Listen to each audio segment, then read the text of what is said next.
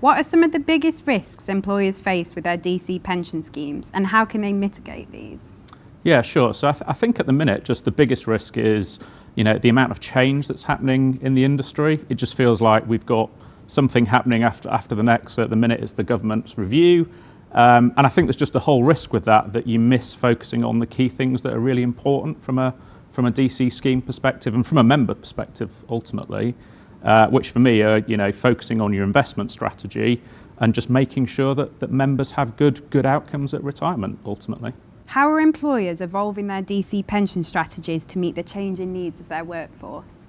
Yeah, so what we're seeing is because of all the change that we're seeing out there in the market and the increased regulation and burden that brings, an increase in outsourcing, say to master trusts or GPPs.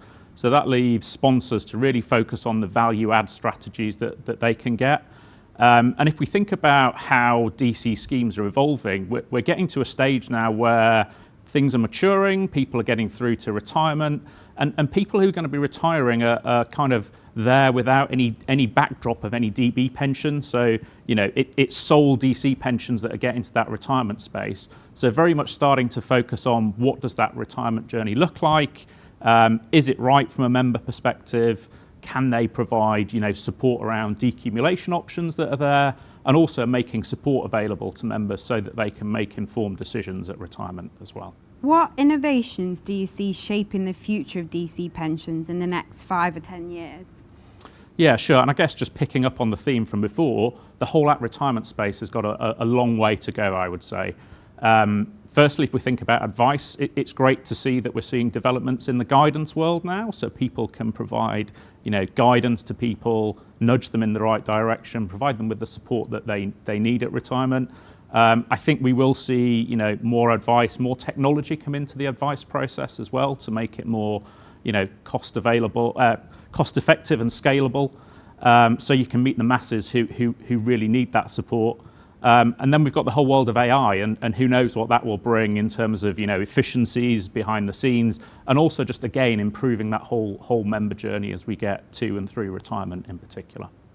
How can employers balance the need to offer competitive DC pension contributions with the rising cost of other employee benefits?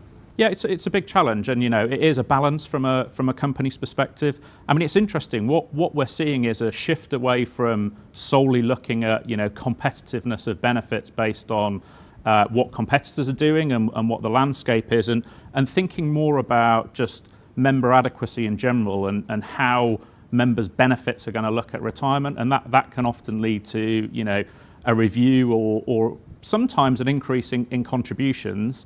I also think that it's quite interesting at the moment. We're seeing a lot of DB schemes that are in surplus, and in those situations, again, sponsors are thinking about, can we use that surplus to improve the benefits that we're providing to our DC members? So it's not necessarily direct costs coming through, but it's using some of that benefit to improve some of the DC pension benefits that are there as well. And do you think there'll be a change in that guidance in terms of the surplus?